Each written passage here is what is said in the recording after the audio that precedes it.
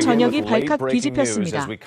백악관 집무실에서 급히 소집된 긴급회의, 트럼프 대통령의 얼굴은 굳어 있었습니다. 바로 몇 시간 전 삼성전자가 발표한 내용 때문이었습니다. 미국 텍사스 반도체 공장 투자를 전면 철회하고 한국 평택과 용인에 30조 원 규모의 차세대 반도체 공장을 건설하겠습니다. 이 한 문장이 미국 경제를 완전히 뒤흔들어 놓았습니다. 월스트리트는 긴장했고 트럼프 대통령은 급히 서울행 비행기에 올랐습니다. 도대체 무슨 일이 벌어진 걸까요? 한국의 자존심, 삼성이 미국에 날린 이 강력한 한방의 배경에는 어떤 이야기가 숨어 있을까요? 영상 시작 전 여러분의 좋아요와 구독은 영상 제작에 큰 힘이 됩니다. 트럼프 대통령이 재선에 성공하고 그는 선거 공약대로 강력한 보호 무역주의 정책을 펼치기 시작했습니다. 미국 우선주의를 외치며 한국산 반도체와 전자제품에 25%의 고율 관세를 부과하겠다고 선언했습니다. 여기서 끝이 아니었습니다. 한국기술인력의 미국 비자 발급을 까다롭게 만들고 삼성과 SK하이닉스가 미국에 투자한 공장들에 대해서도 더 많은 미국인을 고용하라며 압박을 가하기 시작했습니다. 미국 내 한국 기업들은 숨을 죽였습니다. 과연 이 위기를 어떻게 넘길 것인가 모두가 고민에 빠졌습니다. 삼성전자 이재용 회장은 이 상황을 예의주시하고 있었습니다. 텍사스 오스틴 공장에 이미 수십조 원을 투자했고 텍사스 테일러에 추가로 170억 달러 규모의 신규 공장을 계획하고 있던 상황이었습니다. 하지만 트럼프 행정부의 일방적인 압박은 도를 넘어서고 있었습니다. 관세 폭탄은 물론이고 비자 제한으로 핵심 기술인력 파견도 어려워졌습니다. 게다가 미국 정부는 삼성이 받기로 한 보조금 지급을 지연시키면서도 투자 이행은 계속 압박했습니다. 이것은 더 이상 정상적인 사업 환경이 아니었습니다. 이재용 회장은 결단을 내려야 할 시점이라고 판단했습니다. 삼성전자는 전격적인 기자회견을 열었습니다. 서울 서초동 삼성전자 본사에는 국내외 주요 언론사 기자들이 가득 모였습니다. 이재용 회장이 직접 나선 이번 발표는 그 어느 때보다 무게감이 있었습니다. 삼성전자는 미국 텍사스 신규 공장 투자 계획을 전면 재검토하기로 결정했습니다. 대신 대한민국 평택과 용인 캠퍼스에 총 30조 원 규모의 차세대 이나노 반도체 공장을 건설하겠습니다. 회견장은 순간 정적에 휩싸였습니다. 이어진 질의응답에서 이 회장은 더욱 강경한 입장을 밝혔습니다. 상호 존중과 신뢰가 없는 투자 환경에서는 장기적 성장이 불가능합니다. 대한민국은 세계 최고 수준의 반도체 인프라와 우수한 인재들이 있습니다. 이 발표가 나가자마자 미국 주식시장이 요동쳤습니다. 나스닥 지수는 개장과 동시에 급락했고 반도체 관련 주식들이 일제히 하락세를 보였습니다. 텍사스주 경제개발국은 비상이 걸렸습니다. 삼성의 투자 철회는 단순히 한 기업의 결정이 아니었습니다. 이미 텍사스에는 삼성 공장을 중심으로 수백 개의 협력업체들이 자리 잡고 있었고 수만 개의 일자리가 삼성과 연결되어 있었습니다. 한 기업의 결정이 미국 남부 경제 전체를 흔들고 있었던 것입니다. 텍사스 주지사 그렉 에보트는 급히 성명을 발표했습니다. 삼성과의 대화 채널을 유지하며 최선의 해결책을 찾겠다고 했지만 이미 엎질러진 물이었습니다. 백악관은 더욱 당황스러운 상황에 직면했습니다. 트럼프 대통령의 강경 무역 정책이 예상치 못한 역풍을 맞은 것입니다. 미국 상무부 장관은 긴급회의를 소집했고 무역대표부는 한국 정부와의 협상 가능성을 타진하기 시작했습니다. 하지만 삼성의 결정은 확고했습니다. 이미 평택 공장 부지 확보가 완료되었고 건설 일정까지 발표된 상태였습니다. 미국 정가의 일부에서는 트럼프 행정부의 일방적인 압박 정책을 비판하는 목소리가 나오기 시작했습니다. 한국은 우리의 핵심 동맹이자 첨단 기술 파트너인데 이런 식의 대우는 적절하지 않다는 의견이 민주당 의원들을 중심으로 제기되었습니다. 한편 한국 내에서는 환호성이 터져나왔습니다. 삼성의 이번 결정은 단순한 투자 계획 변경이 아니라 대한민국의 자존심을 지킨 역사적 사건으로 받아들여졌습니다. 평택과 용인 지역 주민들은 대규모 투자로 인한 지역 경제 활성화를 기대했고 청년 구직자들은 수만 개의 양질의 일자리가 창출될 것이라는 소식에 희망을 품었습니다. 정부도 즉각 지원을 약속했습니다. 산업통상자원부는 국내 반도체 산업 경쟁력 강화를 위해 세제 혜택과 규제 완화를 적극 추진하겠다고 밝혔습니다. 30조 원이라는 천문학적 투자금이 해외가 아닌 국내로 향하게 된 것입니다. 대한민국 반도체 산업의 새로운 역사가 시작되고 있었습니다. 삼성의 폭탄 선언 이후 가장 먼저 움직인 곳은 의외로 일본이었습니다. 도쿄의 한 고급 호텔 회의실에서 긴급 회동이 열렸습니다. 참석자들은 일본 경제산업성 고위 관료들과 소니, 도시바 등 일본 주요 전자기업 임원들이었습니다. 이들의 얼굴에는 긴장감이 역력했습니다. 삼성이 미국 투자를 철회하고 한국 내 투자를 확대한다면 우리 일본 기업들은 어떻게 대응해야 하는가? 회의장에서는 심각한 논의가 이어졌습니다. 일본은 이미 수년 전부터 반도체 산업에서 한국에 뒤처져 있었습니다. 이번 삼성의 결정은 그 격차를 더욱 벌릴 수 있는 계기였습니다. 도쿄대학 경제학과 다나카 교수는 긴급 기고문을 통해 충격적인 분석을 내놨습니다. 삼성의 이번 결정은 단순한 투자 이전이 아니다.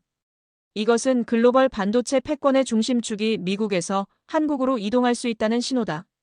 한국은 이미 메모리 반도체에서 세계 1위를 차지하고 있으며 이번 30조 원 투자로 비메모리 분야에서도 약진할 것이다.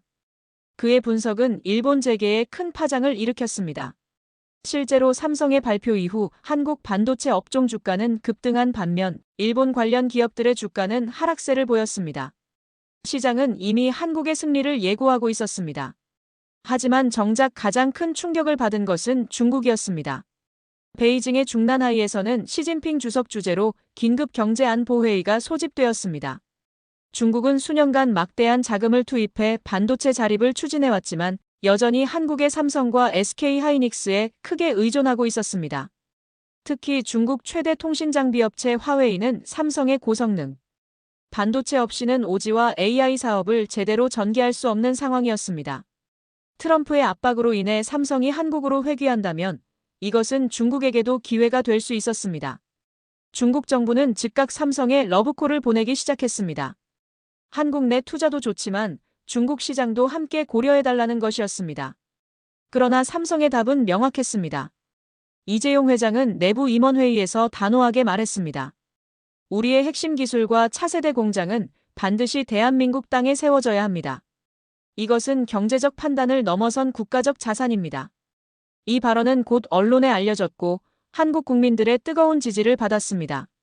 삼성은 단순한 기업이 아니라 대한민국의 자존심이자 첨단 기술의 상징이었습니다. 중국의 제안을 정중히 거절한 삼성의 결정은 한국 기업이 더 이상 외국의 압박이나 유혹에 흔들리지 않는다는 강력한 메시지였습니다. 이 소식이 전해지자 미국 백악관의 분위기는 더욱 어두워졌습니다. 트럼프 대통령은 참모들을 질책했습니다. 도대체 누가 삼성의 관세를 때리고 비자를 막자고 했나? 이제 우리가 손해를 보고 있자는가? 하지만 이미 엎질러진 물이었습니다. 트럼프 행정부의 일방적인 압박은 예상치 못한 결과를 낳았습니다. 한국 기업들이 더 이상 미국의 요구에 일방적으로 따르지 않는다는 것을, 그리고 대한민국이라는 투자처가 미국 못지않게 매력적이라는 것을 전 세계에 증명해 보인 것입니다. 미국 무역대표부는 급히 한국과의 재협상 카드를 꺼내 들었지만 협상의 주도권은 이미 한국으로 넘어간 상태였습니다. 한편 삼성의 결정에 고무된 SK하이닉스도 움직이기 시작했습니다. SK하이닉스는 원래 미국 인디애나주의 HBM 고대역 폭메모리 공장 투자를 검토하고 있었습니다. 하지만 삼성의 선례를 보고 계획을 수정했습니다. 우리도 핵심 투자는 국내에 집중하겠습니다. 경기도 용인과 이천에 차세대 HBM 공장을 건설하겠습니다. 이 발표는 마치 도미노처럼 한국 기업들의 국내 투자 러시를 불러왔습니다. LG전자, 현대자동차, 포스코 등 주요 대기업들이 잇따라 국내 투자 확대 계획을 발표했습니다. 미국의 압박이 오히려 한국 경제의 내실을 다지는 계기가 된 것입니다. 이러한 움직임은 한국 경제 전반에 긍정적인 영향을 미쳤습니다. 한국은행은 2025년 경제 성장률 전망을 상향 조정했습니다. 대규모 국내 투자로 인해 건설업이 활기를 띠었고 반도체 장비 제조업체들의 수주가 급증했습니다. 평택과 용인 일대의 부동산 가격도 상승했지만 정부는 즉각 부동산 투기 방지 대책을 내놓아 건전한 개발을 유도했습니다. 더 중요한 것은 청년 일자리였습니다. 삼성과 SK하이닉스의 신규 공장 건설로 향후 5년간 약 15만 개의 양질의 일자리가 창출될 것으로 예상되었습니다. 공대 졸업생들은 더 이상 해외로 나가지 않아도 되었습니다. 최고의 일자리가 대한민국에 있었습니다. 여론도 뜨겁게 달아올랐습니다. 인터넷 커뮤니티와 SNS에서는 삼성의 결정을 지지하는 글들이 쏟아졌습니다. 이재용이 제대로 한 방 먹였다. 이게 진짜 애국 기업이다. 트럼프의 오만함이 결국 부메랑이 되었다. 등의 댓글이 넘쳐났습니다. 특히 60대 이상 세대는 삼성의 결정에 더욱 열광했습니다. 그들에게 삼성은 단순한 기업이 아니라 전쟁의 폐허에서 일어나 세계 최고가 된 대한민국의 상징이었습니다. 이재용 회장이 미국의 압박에 굴하지 않고 당당하게 한국을 선택한 것은 마치 나라의 자존심을 지킨 영웅적 행위로 받아들여졌습니다. 대한민국 국민들의 자부심은 하늘을 찔렀습니다. 삼성의 결정 이후 2주가 지났을 무렵 예상치 못한 방문객이 인천공항에 도착했습니다. 바로 텍사스 주지사 그렉 애보트였습니다. 그는 텍사스 경제개발국장과 주요 재계 인사들을 대동하고 급히 한국을 찾았습니다. 공항에서의 그의 표정은 심각했습니다. 기자들의 질문 공세에 그는 간단히만 답했습니다. 삼성과의 파트너십은 텍사스에 매우 중요합니다. 건설적인 대화를 나누기 위해 왔습니다. 하지만 모두가 알고 있었습니다. 이것은 사실상 애원에 가까운 방문이라는 것을. 텍사스는 삼성 없이는 반도체 허브의 꿈을 포기해야 하는 상황이었습니다. 애보트 주지사 일행은 삼성전자 본사를 방문했습니다. 서초동 삼성 사옥 앞에는 이미 수많은 취재진이 대기하고 있었습니다. 회의는 3시간 넘게 이어졌습니다. 애보트 주지사는 삼성 측에 파격적인 제안을 했습니다. 텍사스주 정부는 삼성에 향후 10년간 최대 200억 달러의 세제 혜택을 제공하겠습니다. 인프라 구축 비용도 주 정부가 전액 부담하겠습니다. 그리고 비자 문제는 제가 직접 워싱턴과 협의하겠습니다. 이것은 미국 역사상 한 기업에 제공된 가장 큰 규모의 인센티브 패키지였습니다. 하지만 삼성의 입장은 변함이 없었습니다. 이재용 회장은 정중하지만 단호하게 답했습니다. 주지사님의 제안에 감사드립니다. 하지만 우리의 결정은 단순히 경제적 계산만으로 이루어진 것이 아닙니다. 이것은 장기적 비전과 신뢰의 문제입니다. 워싱턴의 정책이 언제 또 바뀔지 알 수 없는 상황에서 우리는 안정적인 투자 환경을 선택할 수밖에 없습니다. 그는 이어서 말했습니다. 대한민국은 세계 최고 수준의 반도체 생태계를 갖추고 있습니다. 우수한 인재, 첨단 인프라, 그리고 무엇보다 정부와 민간의 긴밀한 협력이 있습니다. 이것은 돈으로 살 수 없는 자산입니다. 회의를 마친 애보트 주지사의 얼굴에는 실망감이 역력했습니다. 그는 빈손으로 미국행 비행기에 올라야 했습니다. 애보트 주지사의 실패한 방한 소식이 전해지자 미국 내 여론이 들끓기 시작했습니다. 공화당 내에서도 트럼프의 무역 정책에 대한 비판이 쏟아졌습니다. 특히 텍사스 출신 상원 의원들은 강하게 반발했습니다. 대통령의 무분별한 관세 정책이 텍사스 경제에 치명타를 입혔다. 삼성의 투자 철회로 텍사스는 수만 개의 일자리를 잃게 되었다. 민주당은 더욱 공세를 강화했습니다. 한국은 우리의 핵심 동맹국이다. 동맹국에게 이런 식으로 대하는 것은 외교적 실책이며 결국 미국의 국익을 해치는 결과를 낳았다. 의회 청문회가 소집되었고 상무부 장관은 곤욕스러운 질의응답을 견뎌야 했습니다. 월스트리트도 움직였습니다.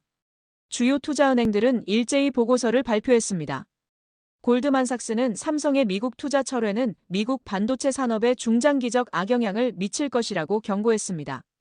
JP모건은 한국이 글로벌 반도체 공급망에서 차지하는 비중이 더욱 커질 것이며 이는 미국의 기술 패권에 도전이 될 수 있다고 분석했습니다. 실제로 미국 반도체 업체들의 주가는 하락세를 이어갔습니다. 인텔과 마이크론은 삼성의 기술력을 따라잡기 위해 추가 투자를 발표했지만 시장은 회의적이었습니다. 격차는 이미 벌어진 상태였고 삼성의 30조 원 투자는 그 격차를 더욱 벌릴 것이 분명했습니다. 한편 유럽도 이 사태를 주시하고 있었습니다.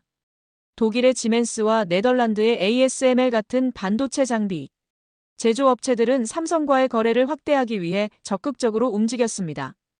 ASML의 CEO는 직접 한국을 방문해 이재용 회장과 회담을 가졌습니다. 삼성의 30조 원 투자에 최우선적으로 최신 EUV 극자 외선 노광 장비를 공급하겠습니다. 한국은 우리의 가장 중요한 파트너입니다. ASML의 이러한 움직임은 미국을 더욱 초조하게 만들었습니다. 반도체 제조에 필수적인 EUV 장비가 한국으로 집중되면 미국의 반도체 산업은 더욱 어려운 상황에 처할 수 있었습니다. 트럼프 대통령도 결국 입장을 바꿀 수밖에 없었습니다. 3월 말 그는 백악관에서 긴급 기자회견을 열었습니다. 나는 한국을 매우 존중한다. 한국은 위대한 동맹국이다. 우리는 한국과의 무역관계를 재검토할 것이며 보다 공정하고 상호 이익이 되는 방향으로 나아갈 것이다. 이것은 사실상 백기 선언이었습니다. 그는 한국산 반도체에 대한 관세 부과 계획을 철회했고 비자 제한도 완화하겠다고 밝혔습니다.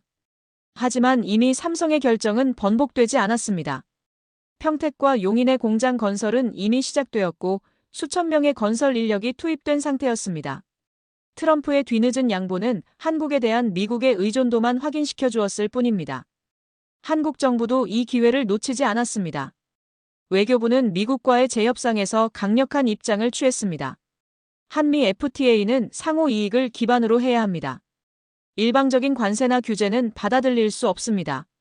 산업통상자원부 장관은 미국 무역대표부와의 회담에서 당당하게 말했습니다. 삼성의 결정은 기업의 자율적 판단입니다. 하지만 이것은 미국 정부의 정책이 우방국에게 어떤 영향을 미치는지 보여주는 사례입니다. 한국은 더 이상 미국의 일방적 요구에 끌려가는 약소국이 아니었습니다. 반도체라는 핵심 무기를 가진 강국으로 당당하게 자신의 목소리를 내고 있었습니다. 세계는 변화하고 있었고 그 중심에는 대한민국이 있었습니다. 삼성의 결정이 가져온 파장은 예상을 뛰어넘었습니다. 4월 초 서울 코엑스에서 열린 국제 반도체 포럼에는 전 세계에서 수천 명의 전문가들이 모여들었습니다. 이 자리에서 MIT 공과대학 반도체 연구소장 로버트 김 교수는 충격적인 발표를 했습니다. 한국은 이제 반도체 패권 경쟁에서 사실상의 승자가 되었습니다. 삼성과 SK하이닉스가 메모리 반도체 시장의 70%를 장악하고 있으며 이번 대규모 국내 투자로 시스템 반도체 분야에서도 세계 1위에 도전할 것입니다. 그는 한국계 미국인이었지만 조국에 대한 자부심을 숨기지 않았습니다. 내 조부모님은 한국 전쟁 때 미국으로 이민 오셨습니다. 그때 한국은 세계 최빈국이었습니다. 하지만 지금은 첨단 기술의 리더가 되었습니다. 포럼장 밖에서는 또 다른 이야기가 전개되고 있었습니다. 중국 최대 스마트폰 제조사 샤오미의 CEO 레이준이 조용히 서울을 방문했습니다. 그의 목적은 명확했습니다. 삼성과의 긴밀한 협력 관계를 구축하는 것이었습니다. 레이준은 이재용 회장과의 비공개 회동에서 솔직하게 말했습니다. 중국 기업들은 한국의 반도체 없이는 생존할 수 없습니다. 삼성이 한국에 투자를 집중한다면 우리도 한국과의 협력을 더욱 강화하고 싶습니다. 이것은 매우 상징적인 장면이었습니다. 불과 몇 년 전만 해도 중국은 한국을 추월하겠다고 큰소리쳤지만 이제는 한국 기업에 손을 내밀고 있었던 것입니다. 실제로 중국의 반도체 자립 프로젝트는 심각한 난관에 부딪혀 있었습니다. SMIC 중국 최대 파운드리는 5나노 공정 개발에 실패했고 양쯔 메모리는 D램 개발에서 삼성보다 3세대 이상 뒤처진 상태였습니다. 미국의 제재로 최신 장비 도입이 막혔고 기술 격차는 더욱 벌어지고 있었습니다. 이런 상황에서 삼성이 한국에서 차세대 공장을 가동하면 중국 기업들은 더욱 한국에 의존할 수밖에 없었습니다. 이재용 회장은 레이준의 제안을 신중하게 검토했습니다. 중국 시장은 중요합니다. 하지만 우리의 핵심 기술은 반드시 한국에서 지켜져야 합니다. 이 원칙 안에서 협력은 가능합니다.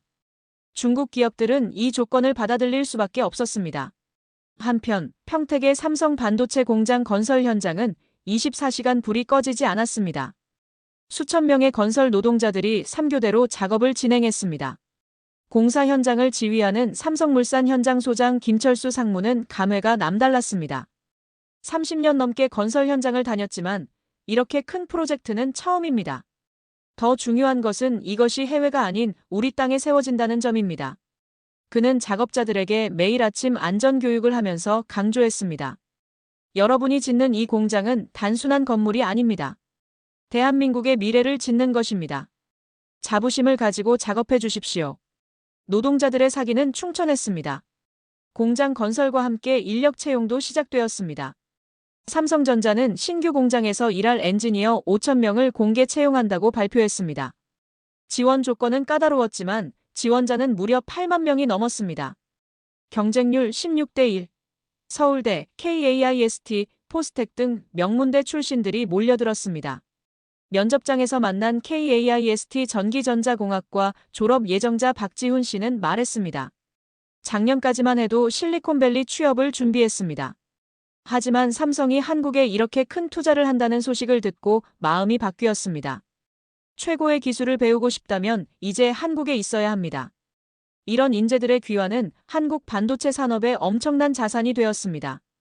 해외에서 일하던 한국인 엔지니어들도 속속 귀국하기 시작했습니다. 실리콘밸리에서 10년간 인텔에서 근무하던 이수진 박사도 그중 한 명이었습니다. 그녀는 서울로 돌아와 삼성 평택 공장의 수석 연구원으로 합류했습니다. 미국에서의 생활도 좋았지만 조국에서 더 큰 일을 할 수 있다는 확신이 들었습니다. 삼성의 30조 원 투자는 단순한 공장 건설이 아닙니다. 이것은 한국이 반도체 강국에서 절대 강국으로 도약하는 전환점입니다. 그녀 같은 해외 인재들의 귀국은 한국 기술력을 한 단계 끌어올리는 계기가 되었습니다. 두뇌 유출이 아닌 두뇌 환류가 일어나고 있었던 것입니다. 정부도 이러한 흐름을 적극 지원했습니다. 과학기술정보통신부는 반도체 인재 양성 종합대책을 발표했습니다. 향후 10년간 반도체 전문 인력 10만 명을 양성하겠다는 야심찬 계획이었습니다. 서울대, KAIST, 포스텍 등 주요 대학의 반도체 특화학과를 신설하고 삼성과 SK하이닉스가 직접 교육과정 설계에 참여하도록 했습니다. 또한 해외 유학생들에게 귀국 장려금을 지급하고 병역 특례 혜택도 확대했습니다. 윤석열 대통령은 삼성 평택 공장 건설 현장을 직접 방문해 격려했습니다. 여러분이 만드는 이 공장은 대한민국 경제의 미래입니다. 정부는 반도체 산업이 세계 최고를 유지할 수 있도록 모든 지원을 아끼지 않겠습니다. 교육 현장에도 변화가 일어났습니다. 전국 공과대학의 반도체 관련 학과 지원율이 급증했습니다. 불과 몇 년 전만 해도 반도체 공학은 인기가 시들해져 있었습니다. 3D 업종이라는 인식 때문에 우수한 학생들이 기피했던 것입니다. 하지만 삼성의 대규모 투자와 높은 연봉, 그리고 국가적 자부심이 더해지면서 분위기가 완전히 바뀌었습니다. 성균관대 반도체 시스템 공학과의 정원은 2배로 늘었고 입학 경쟁률은 20대 1을 넘어섰습니다. 고등학생들 사이에서는 이과의 꽃은 반도체 공학이라는 말이 유행처럼 번졌습니다. 대한민국의 미래는 밝았습니다. 최고의 인재들이 최고의 산업으로 모여들고 있었습니다. 5월로 접어들면서 삼성의 평택 공장 건설은 가시적인 성과를 내기 시작했습니다. 거대한 크레인들이 하늘을 가득 채웠고 공장의 골조가 빠르게 올라갔습니다. 이 소식은 곧바로 글로벌 반도체 공급망에 영향을 미쳤습니다. 세계 최대 스마트폰 제조사 애플의 CEO 팀 쿡이 전격적으로 한국을 방문했습니다. 그는 인천공항에 내리자마자 기자들에게 말했습니다. 삼성은 애플의 가장 중요한 파트너 중 하나입니다. 한국에서의 투자 확대는 애플에게도 긍정적입니다. 하지만 그의 진짜 속내는 따로 있었습니다. 애플은 삼성의 최신 3나노 공정 칩을 독점 공급받고 싶어 했습니다. 그러려면 삼성과의 관계를 더욱 돈독히 해야 했습니다. 팀 쿡과 이재용 회장의 회담은 청담동의 한 호텔에서 비공개로 진행되었습니다. 두 사람은 3시간 넘게 대화를 나누었습니다. 회담 후 팀 쿡은 만족스러운 표정으로 나왔습니다. 매우 생산적인 대화였습니다. 애플과 삼성의 파트너십은 더욱 강화될 것입니다. 실제로 회담에서 양측은 중요한 합의를 이루었습니다. 삼성은 평택 신규 공장에서 생산되는 차세대 AP 애플리케이션 프로세서를 애플에 우선 공급하기로 했고, 애플은 향후 3년간 최소 1,000억 달러 규모의 칩을 삼성에서 구매하기로 약속했습니다. 이것은 한국 반도체 산업의 위상을 더욱 높이는 계기가 되었습니다. 이러한 소식에 가장 초조해진 곳은 대만이었습니다.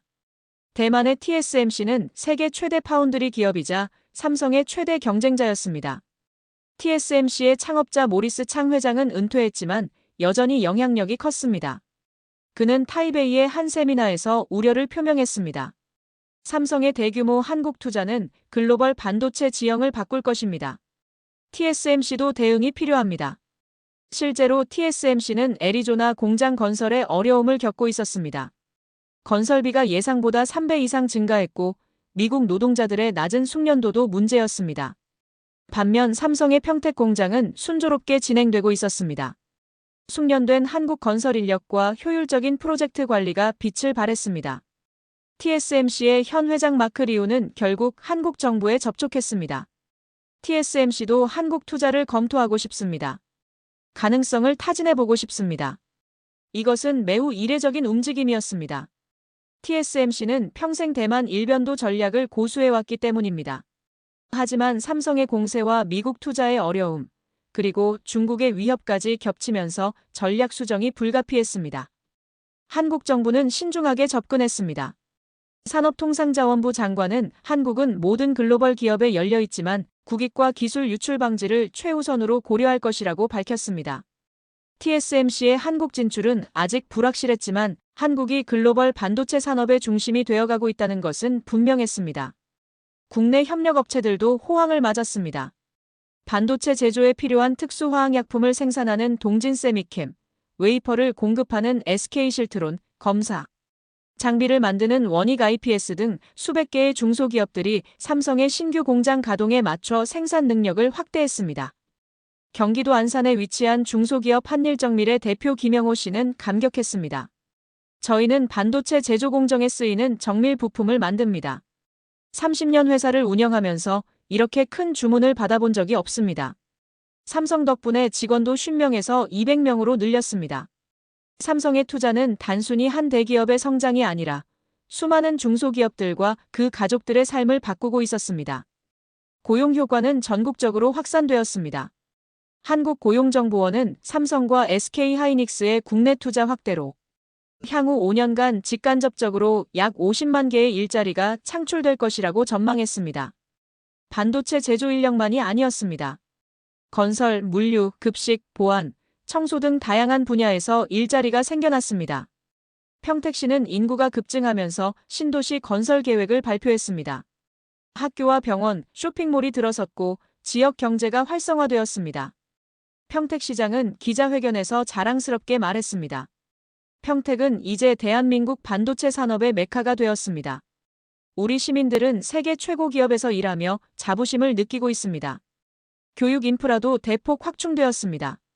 평택시는 삼성과 협력해 반도체 특성화 고등학교를 신설했습니다. 이 학교는 고등학교 과정과 함께 반도체 제조 기술을 가르치는 특별 커리큘럼을 운영했습니다. 졸업생들은 곧바로 삼성 공장에 취업할 수 있었고 원하면 대학 진학 지원도 받았습니다. 개교 첫 해 입학 경쟁률은 무려 10대 1을 넘었습니다. 학부모들은 아이가 고등학교만 졸업해도 대기업에 취업할 수 있다며 환영했습니다. 또한 삼성은 지역 대학인 평택대학교와 협력해 반도체 계약학과를 개설했습니다. 학비는 삼성이 전액 지원하고 졸업 후 5년간 삼성에서 근무하는 조건이었습니다. 청년들에게는 꿈같은 기회였습니다. 이러한 변화는 수치로도 입증되었습니다. 통계청 발표에 따르면 2025년 2분기 청년 실업률이 전년 대비 2%포인트 하락했습니다. 특히 이공계 전공자의 취업률은 90%를 넘어섰습니다. 반도체 산업의 호황이 청년 일자리 문제 해결에 큰 도움이 된 것입니다. 경제 전문가들은 삼성의 국내 투자 결정이 한국 경제에 미친 긍정적 영향은 측정하기 어려울 정도로 크다고 평가했습니다. 한국개발연구원 KDI는 반도체 산업 투자 증가로 2025년 한국 경제 성장률이 3.5%에 달할 것이라고 전망을 상향 조정했습니다. 대한민국 경제의 미래는 그 어느 때보다 밝았습니다. 삼성의 용기 있는 결정이 나라 전체를 바꾸고 있었습니다. 6월 중순 서울 삼성동 코엑스에서 제1회 글로벌 반도체 파트너십 포럼이 개최되었습니다. 이 행사는 한국 정부와 삼성전자가 공동 주최한 것으로 전 세계 40개국에서 300개 이상의 기업과 기관이 참석했습니다. 개막식에서 윤석열 대통령은 의미심장한 연설을 했습니다. 대한민국은 글로벌 반도체 공급망의 핵심 파트너가 되기를 원합니다. 우리는 개방적이고 공정한 협력을 추구하며 어떤 나라의 일방적인 압박도 받지 않을 것입니다. 이 발언은 명백히 미국의 트럼프 행정부를 겨냥한 것이었습니다. 청중석에서는 박수가 터져나왔습니다. 한국이 이제는 당당하게 자신의 입장을 밝히는 모습에 많은 이들이 감동받았습니다. 포럼의 기조연설자로 나선 이재용 회장은 삼성의 비전을 제시했습니다. 삼성은 2030년까지 반도체 분야에서 세계 1위 종합 반도체 기업이 되겠습니다. 이를 위해 향후 5년간 총 100조 원을 투자할 것이며 그중 70%를 한국에 투자하겠습니다. 100조 원이라는 천문학적 숫자에 참석자들은 숨을 죽였습니다. 이것은 단순한 투자 계획이 아니라 한국이 반도체 절대 강국으로 도약하겠다는 선언이었습니다.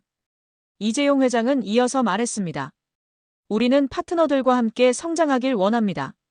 협력업체, 연구기관, 그리고 고객사들과 윈-윈 할 수 있는 생태계를 만들겠습니다. 이 발언에 포럼장은 기립박수로 화답했습니다. 포럼에서 가장 주목받은 세션은 반도체 기술 로드맵 2030이었습니다. 삼성 종합기술원장 이정배 부회장이 발표를 맡았습니다. 삼성은 2027년까지 1.4나노 공정 개발을 완료하고 2029년에는 1나노 이하 극미세 공정에 진입할 것입니다. 또한 차세대 메모리인 MRAM과 PCM 개발에도 박차를 가하고 있습니다. 이것은 현재 세계 최고 수준인 TSMC의 로드맵보다도 앞선 것이었습니다. 기술 전문가들은 만약 삼성이 이 계획을 실현한다면 반도체 기술 패권은 완전히 한국으로 넘어올 것이라고 분석했습니다. 발표가 끝나자 참석자들은 질문 공세를 퍼부었습니다. 모두가 삼성의 기술이 얼마나 진보했는지 알고 싶어 했습니다.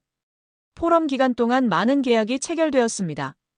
독일의 자동차 기업 BMW는 삼성과 차량용 반도체 공급 계약을 맺었습니다. BMW 구매 담당 이사 울리히 크란츠는 말했습니다. 전기차 시대의 고성능 반도체는 필수입니다. 삼성은 우리가 신뢰할 수 있는 최고의 파트너입니다. 일본의 소니도 카메라 센서용 반도체를 삼성에서 공급받기로 했습니다. 소니는 오랫동안 자체 반도체 개발을 고집했지만 삼성의 기술력을 인정하고 파트너십을 선택한 것입니다. 프랑스의 에어버스는 항공 전자장비용 특수 반도체 개발을 삼성과 공동으로 추진하기로 합의했습니다. 전 세계 유수의 기업들이 삼성과 손잡기 위해 줄을 섰습니다. 포럼의 마지막 날 특별 세션으로 차세대 인재 육성 전략이 열렸습니다. 교육부 장관과 주요 대학 총장들, 그리고 삼성과 SK하이닉스의 인사 담당 임원들이 참석했습니다. 이 자리에서 삼성은 글로벌 반도체 인재 육성 프로그램을 발표했습니다. 매년 전 세계에서 우수한 학생 1000명을 선발해 한국으로 초청하고 삼성에서 6개월간 실무 교육을 제공한다는 내용이었습니다. 교육비와 체류비는 전액 삼성이 부담하며 우수 수료자에게는 삼성 입사 기회를 제공한다고 했습니다. MIT에서 온 인도 출신 유학생 아르준 샤르마는 즉석에서 지원서를 제출했습니다. 삼성에서 배울 수 있다면 이보다 좋은 기회는 없습니다. 한국 대학들도 적극적으로 움직였습니다. 서울대학교는 반도체 융합대학원을 신설한다고 발표했습니다. 이 대학원은 반도체 설계, 제조, 장비, 소재 등 전 분야를 아우르는 종합교육기관으로 삼성, SK하이닉스와 긴밀히 협력하며 석박사 인력을 양성한다는 계획이었습니다. KAIST는 한 걸음 더 나아가 반도체 특화 학부를 신설했습니다. 기존의 전기전자공학과와는 별도로 오직 반도체만을 집중적으로 교육하는 4년제 학부과정이었습니다. 초대 학부장으로 부임한 권호경 교수는 말했습니다. 우리의 목표는 세계 최고의 반도체 전문가를 키우는 것입니다. 졸업생들은 삼성, SK뿐만 아니라 글로벌 어디서든 환영받을 것입니다. 포럼의 성공은 언론을 통해 전 세계에 보도되었습니다. 뉴욕타임스는 솔 이머지즈 에즈 글로벌 세미컨덕터 허브 서울 글로벌 반도체 허브로 부상이라는 제목의 기사를 일면에 실었습니다. 파이낸셜 타임스는 SAMSUNGS 볼드벳 안 코리어 페이즈 오프 삼성의 한국 투자 결정 대성공으로 입증이라고 보도했습니다. BBC는 특집 다큐멘터리를 제작해 삼성의 평택 공장과 한국의 반도체 산업을 집중 조명했습니다. 다큐멘터리의 결론은 명확했습니다. 21세기 반도체 패권은 한국이 쥐고 있다. 전 세계가 한국을 주목하고 있었습니다. 작은 나라 대한민국이 첨단 기술로 세계를 선도하고 있다는 사실에 많은 이들이 놀라워했습니다. 하지만 성공의 이면에는 위협도 도사리고 있었습니다.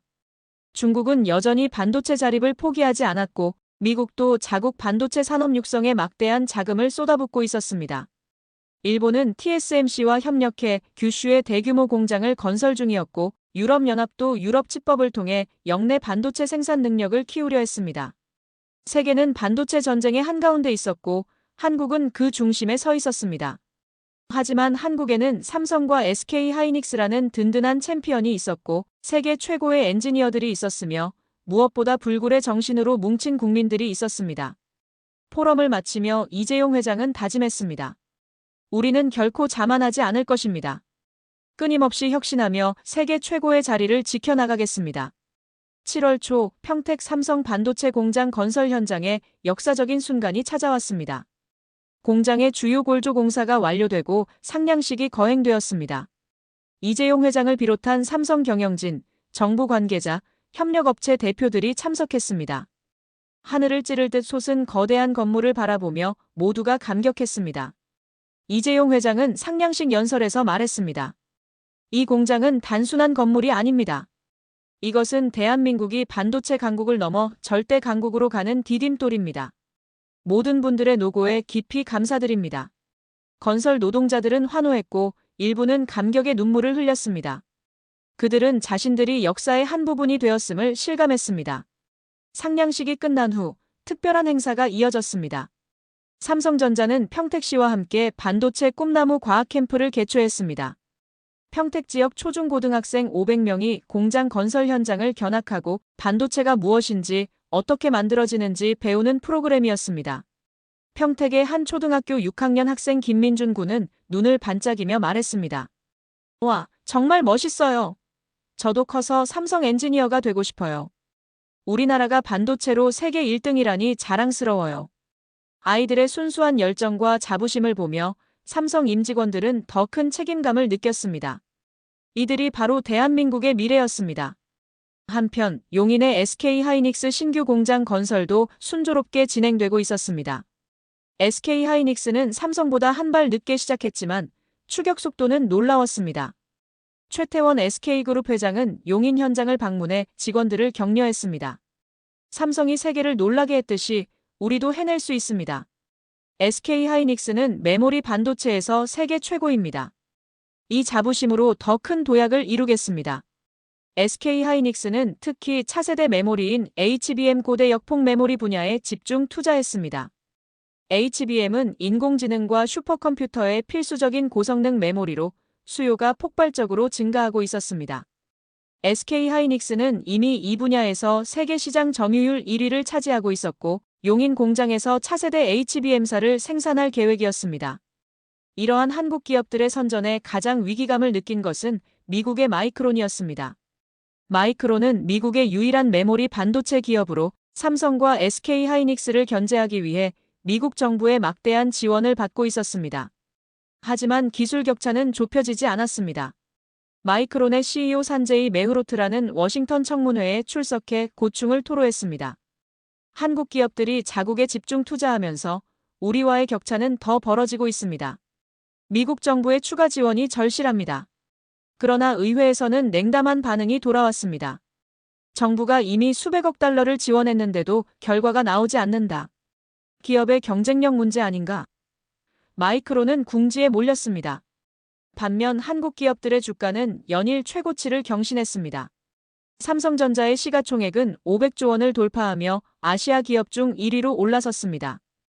SK 하이닉스도 시총 150조 원을 넘어서며 국내 5위 기업으로 도약했습니다.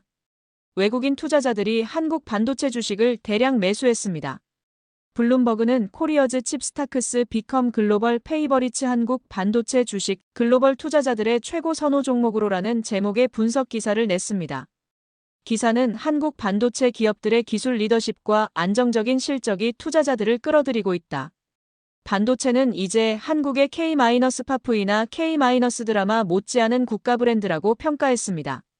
한국 정부도 이러한 성과를 적극 활용했습니다. 외교부는 반도체 외교를 새로운 전략으로 채택했습니다. 한국이 주최하는 국제회의에서 반도체 협력을 주요 의제로 올렸고 정상외교에서도 반도체 파트너십을 강조했습니다. 윤석열 대통령은 유럽 순방 중 프랑스, 독일, 네덜란드 정상들과 반도체 협력 방안을 논의했습니다. 독일의 올라프 숄츠 총리는 한국의 반도체 기술력은 세계 최고입니다. 독일의 자동차 산업과 한국의 반도체가 만나면 시너지가 클 것이라며 협력 의사를 밝혔습니다. 네덜란드의 마르크 리터 총리는 더 직접적이었습니다. ASML의 최신 EUV 장비를 한국에 최우선으로 공급하겠습니다. 한국은 우리의 가장 중요한 파트너입니다. 아세안 국가들도 한국과의 반도체 협력에 적극적이었습니다. 베트남은 삼성의 최대 스마트폰 생산 기지이자 중요한 파트너였습니다. 베트남 총리 판민진은 서울을 방문해 한국 정부에 제안했습니다. 베트남도 반도체 산업을 키우고 싶습니다. 한국의 지원을 받아 베트남에 반도체 후공정 시설을 유치하고 싶습니다. 한국 정부는 긍정적으로 검토했습니다. 베트남에 후공정 공장을 세우면 한국의 핵심 기술은 지키면서도 생산 능력은 확대할 수 있었습니다. 이것은 윈-윈 전략이었습니다. 인도네시아와 말레이시아도 비슷한 제안을 해왔습니다. 한국은 동남아 전체와 반도체 협력 네트워크를 구축해 나갔습니다.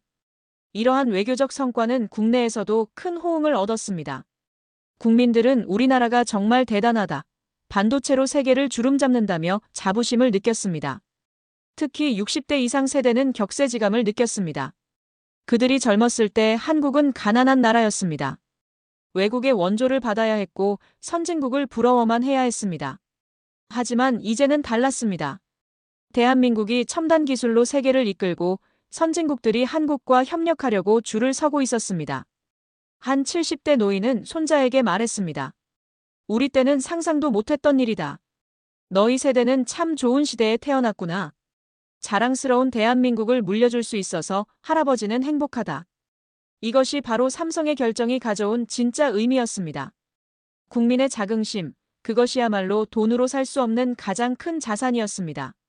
8월 15일 광복절, 서울 광화문 광장에서는 특별한 행사가 열렸습니다. 대한민국 반도체 78년의 역사라는 제목의 대규모 전시회였습니다. 1948년 건국 이후 한국이 어떻게 반도체 강국으로 성장했는지를 보여주는 전시였습니다. 전시회는 1960년대 외국 기업의 하청 조립부터 시작해 1980년대 삼성의 메모리 반도체 개발, 2000년대 세계 시장 점유율 1위 달성, 그리고 2025년 평택 공장 건설까지의 여정을 생생하게 담았습니다. 수만 명의 시민들이 전시회를 찾았습니다. 특히 노년층의 관심이 뜨거웠습니다. 그들은 자신들이 살아온 시대의 역사가 바로 한국 반도체의 역사임을 실감했습니다. 전시회의 하이라이트는 반도체 영웅들 코너였습니다.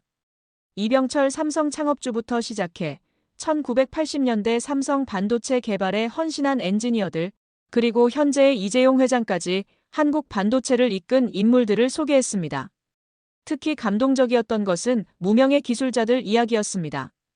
밤낮 없이 연구실을 지키며 64K 디램 개발에 성공했던 1세대 엔지니어들, 해외 유학을 포기하고 한국에 남아 후배들을 키운 교수들, 그리고 반도체 공장에서 묵묵히 일하며 품질을 지켜온 숙련 기술자들. 이들의 헌신이 없었다면 오늘의 한국 반도체는 없었을 것입니다. 관람객들은 숙연한 마음으로 그들의 이야기를 들었습니다. 전시회장에는 특별 게스트들도 참석했습니다. 1980년대 삼성 반도체 개발팀에 있었던 김광호 박사도 그중 한 명이었습니다. 이제 80대가 된 그는 휠체어에 앉아 있었지만 눈빛만큼은 젊은이처럼 생생했습니다. 그는 기자들에게 회고했습니다. 1983년 우리는 불가능에 도전했습니다. 세계 최고 기업들도 어려워하던 64K 디램을 개발하겠다고 나선 것입니다. 많은 사람들이 미쳤다고 했습니다.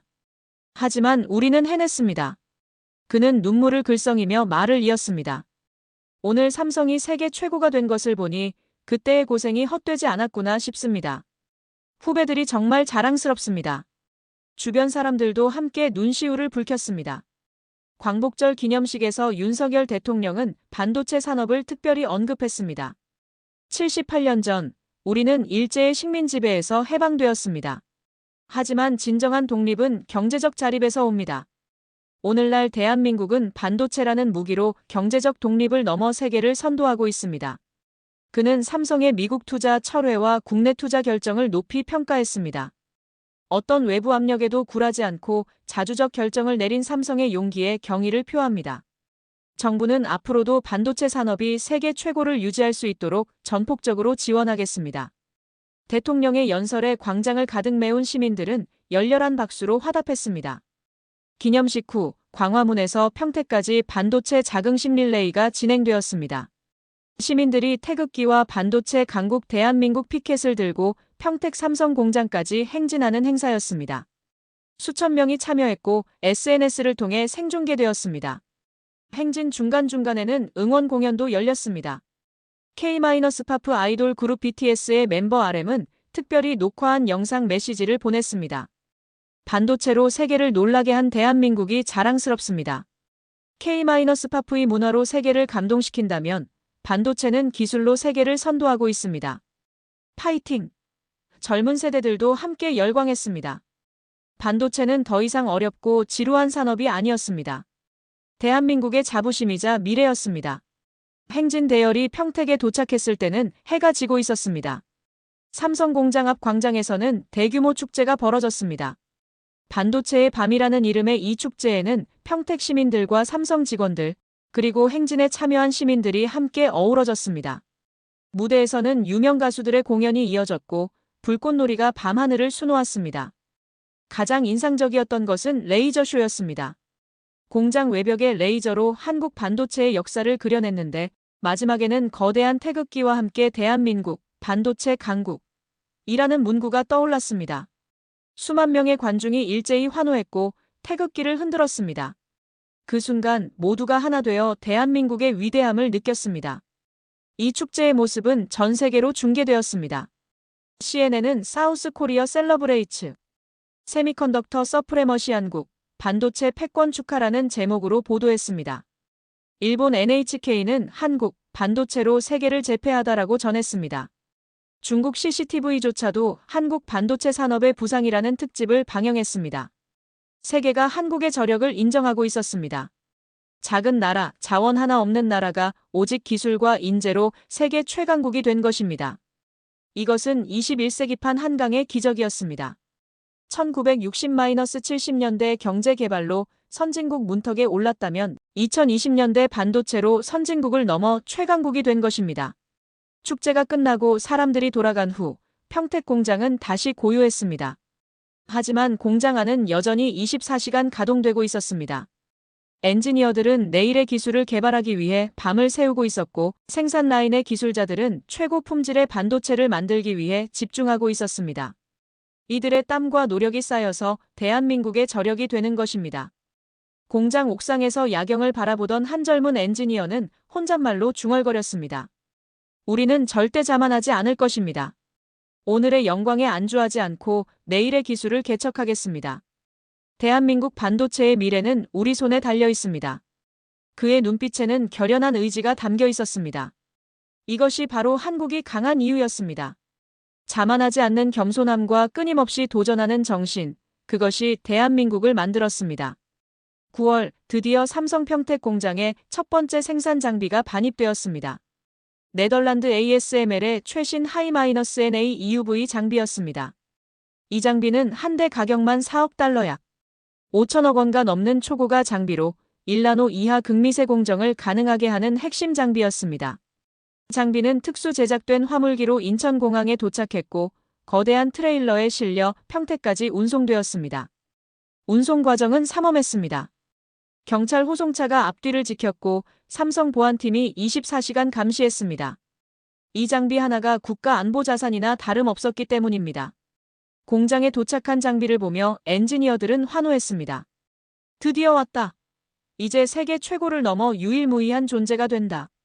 장비 설치는 고도의 정밀 작업이었습니다.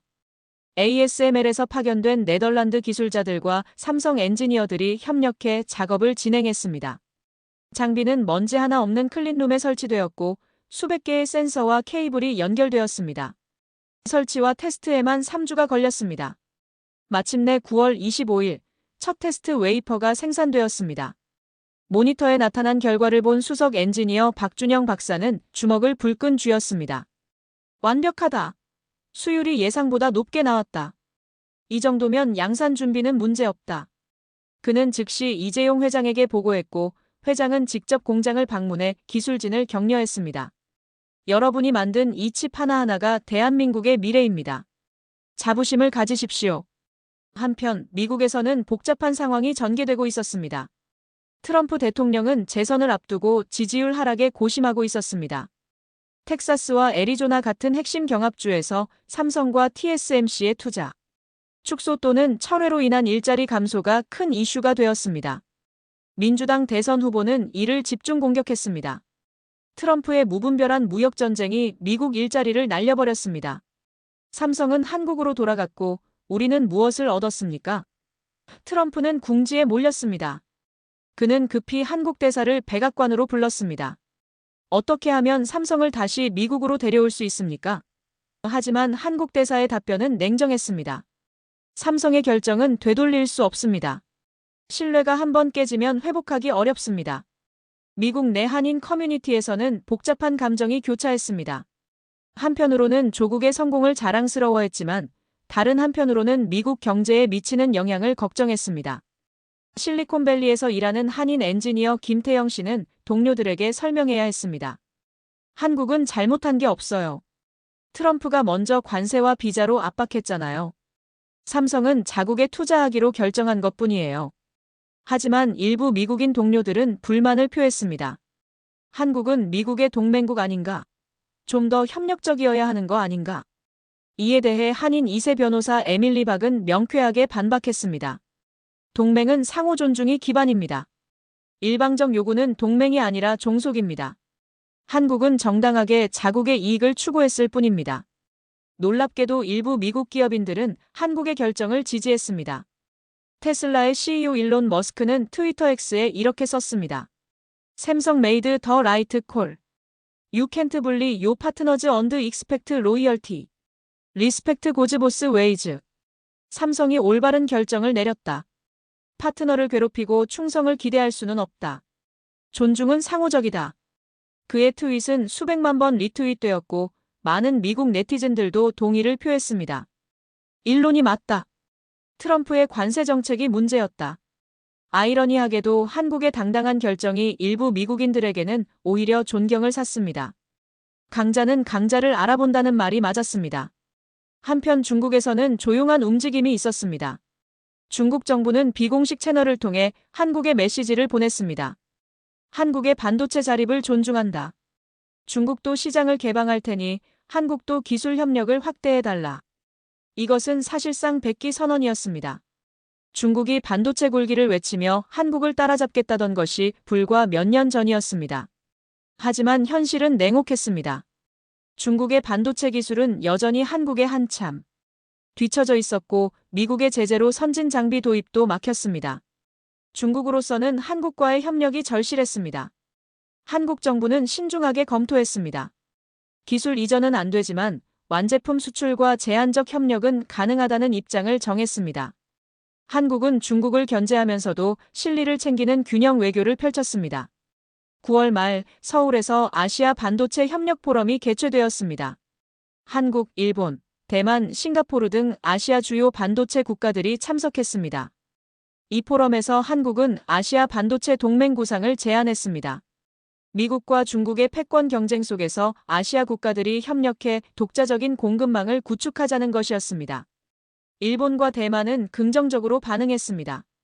일본 경제산업상은 한국의 리더십 아래 아시아가 단결한다면 우리는 세계 반도체 시장의 70% 이상을 장악할 수 있다고 말했습니다. 대만 경제부 장관도 동의했습니다. TSMC와 삼성이 경쟁자이기도 하지만 서방의 기술 독점에 맞서기 위해서는 협력도 필요하다. 이 포럼을 계기로 아시아 반도체 국가들의 연대가 강화되었습니다. 포럼이 끝난 후 참가자들은 평택 삼성 공장을 견학했습니다. 최첨단 시설을 본 일본 대표단은 감탄을 금치 못했습니다. 일본이 30년 전에 앞서 있었는데 이제는 한국이 우리를 훨씬 앞섰습니다. 한 일본 관료는 솔직하게 말했습니다. 부럽기도 하지만 존경스럽습니다. 한국이 어떻게 이렇게 빨리 성장했는지 배우고 싶습니다. 한국의 동행 관계자는 겸손하게 답했습니다. 우리도 과거 일본에게 많이 배웠습니다. 이제는 함께 성장하는 파트너가 되길 바랍니다. 과거의 경쟁자가 이제는 서로를 존중하는 동료가 되어가고 있었습니다. 기술이 국경과 역사의 벽을 넘어 사람들을 이어주고 있었습니다. 대한민국은 이제 아시아에 나아가 세계의 리더로 우뚝 서 있었습니다. 2025년 12월 1년이 채 되지 않는 시간 동안 놀라운 일들이 일어났습니다. 삼성 평택 공장의 1단계 생산 라인이 가동을 시작했고 첫 양산 제품이 출하되었습니다. 2나노 공정으로 제작된 최첨단 모바일 AP였습니다. 이 칩은 기존 제품보다 30% 더 빠르고 40% 더 전력 효율이 높았습니다. 애플, 삼성, 샤오미 등 세계 주요 스마트폰 제조사들이 앞다투어 주문했습니다. 출하식에서 이재용 회장은 직원들에게 말했습니다. 우리는 불가능을 가능으로 만들었습니다. 미국의 압박이 오히려 우리를 더 강하게 만들었습니다. 이것은 끝이 아니라 새로운 시작입니다. 공장 안은 축제 분위기였습니다. 엔지니어들과 생산직 직원들이 서로 포옹하며 기쁨을 나눴습니다. 연말이 되자 각종 통계와 평가가 쏟아졌습니다. 시장 조사기관 가트너는 2025년 글로벌 반도체 시장에서 한국 기업들의 점유율이 25%를 돌파했다고 발표했습니다. 삼성전자는 메모리 반도체 부문에서 세계 1위를 굳건히 지켰고 시스템 반도체 파운드리 부문에서도 시장 점유율 2위로 도약했습니다. TSMC와의 격차도 빠르게 좁혀지고 있었습니다. SK하이닉스는 HBM 시장에서 독보적 1위를 유지하며 엔비디아와 AMD 같은 AI 칩 기업들의 필수 파트너가 되었습니다. 세계경제포럼 WEF은 한국은 이제 반도체 기술에서 세계 최강국이라고 공식 인정했습니다. 대한민국의 위상은 그 어느 때보다 높았습니다. 경제적 성과도 눈부셨습니다. 한국은행이 발표한 2025년 경제지표에 따르면 GDP 성장률은 4.2%를 기록했습니다. 선진국 중 가장 높은 수치였습니다. 반도체 수출은 1,500억 달러를 돌파하며 역대 최고치를 경신했습니다. 무역 수지도 600억 달러 흑자를 기록했습니다. 청년 실업률은 5% 아래로 떨어졌고 대기업과 중소기업 모두 인력 부족을 호소할 정도였습니다. 증시도 호황이었습니다. 코스피 지수는 3,500선을 돌파했고 삼성전자 주가는 10만 원을 넘어섰습니다. 많은 국민들이 주식 투자로 자산을 늘렸고 반도체주 하나는 꼭 가지고 있어야 한다는 말이 유행했습니다. 경제적 풍요가 온 국민에게 퍼져나갔습니다. 또한 반도체 산업에 인재가 집중되면서 다른 산업들은 인력난을 겪었습니다. 제조업, 건설업, 서비스업 중소기업들은 사람을 구할 수가 없다고 하소연했습니다. 정부는 균형 발전 정책을 강화하고 비반도체 분야에도 지원을 확대했습니다.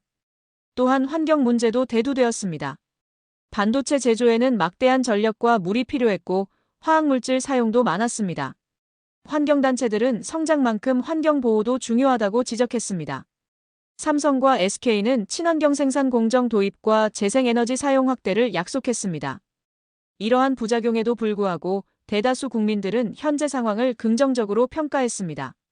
한국 갤럽 조사에 따르면 한국이 반도체 강국이 된 것을 자랑스럽게 생각한다는 응답이 92%에 달했습니다.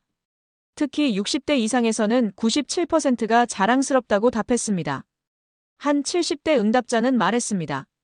내가 젊었을 때는 한국이 가난해서 외국 물건을 부러워만 했습니다. 이제는 우리 제품을 전 세계가 사간다니 정말 격세지감입니다. 손자에게 당당하게 말할 수 있습니다. 우리나라가 세계 최고야라고. 이런 국민들의 자부심이야말로 가장 큰 성과였습니다. 경제 지표보다 더 중요한 것은 국민의 마음이었습니다. 연말 타임즈는 이재용 삼성전자 회장을 올해의 인물로 선정했습니다. 표지에는 평택 공장을 배경으로 선 이재용 회장의 모습이 실렸고 제목은 더 맨 후 디파이드 트럼프 언드 원 트럼프에 맞서 승리한 남자였습니다. 기사는 이렇게 썼습니다. 이 표지는 한국에서 화제가 되었고 많은 사람들이 자랑스러워했습니다. 서점에서는 타임즈 표지를 액자에 넣어 파는 상품이 불티나게 팔렸습니다. 연말 결산 뉴스에서 한 경제 전문가는 이렇게 평가했습니다. 2025년은 대한민국 경제사에 길이 남을 해입니다. 삼성의 한국 투자 결정은 단순한 기업 결정을 넘어 국가 자존심의 문제였고 미래 전략의 문제였습니다. 결과는 대성공이었습니다. 한국은 이제 명실상부한 반도체 절대 강국입니다. 그는 이어서 말했습니다.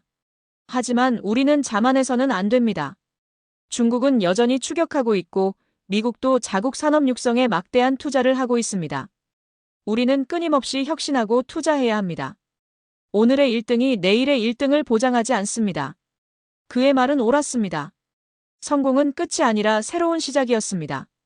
대한민국의 2025년은 이렇게 저물어 갔습니다. 평택의 삼성 공장은 새해에도 쉬지 않고 가동될 것입니다. 엔지니어들은 내일의 기술을 개발하고 생산직 노동자들은 최고 품질의 제품을 만들 것입니다. 이들의 땀과 노력이 쌓여 대한민국을 더욱 강하게 만들 것입니다. 거리에서는 태극기가 펄럭이고 사람들의 얼굴에는 자부심이 가득합니다. 우리는 할 수 있다. 우리는 세계 최고다. 이것이 2025년 대한민국이 세계에 보낸 메시지였습니다. 그리고 이 메시지는 앞으로도 계속될 것입니다. 대한민국의 저력은 이제 막 시작되었을 뿐입니다. 미래는 밝습니다. 대한민국은 위대합니다. 대한민국이 위대하다고 생각하신다면 대한민국 만세를 댓글에 적어서 대한민국의 위상을 높여주세요.